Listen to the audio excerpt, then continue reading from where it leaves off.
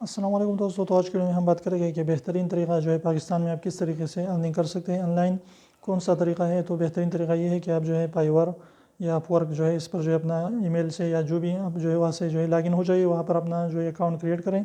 इसके बाद क्या होगा कि जो भी आपके अंदर टैलेंट है, जो भी आप कर सकते हैं, डिज़ाइनिंग कर सकते हैं, प्रोग्रामिंग कर सकते हैं या कोई भी जो है आप एडिटिंग वगैरह कर सकते हैं, तो फाइवर पर जो है अपने वहाँ पर अपना सारा का सारा जो है इन्फॉर्मेशन देना है। और उसके बाद जो है अपने अच्छे अच्छे काम जो है यानी जो भी चीज़ आप बना सकते हैं वहाँ पर जो है अपलोड करने हैं।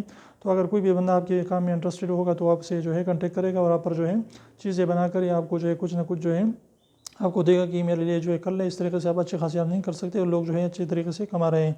तो आपने जो है इधर नहीं करनी। अगर आप डिटेल वीडियो चाहते हैं तो आप यूट्यूब पर जो है आप सीख सकते हैं कि आप किस तरीके से फाइवर में काम कर सकते हैं, वहाँ पर लॉगिन हो सकते हैं या जो भी उसकी रिक्वायरमेंट है।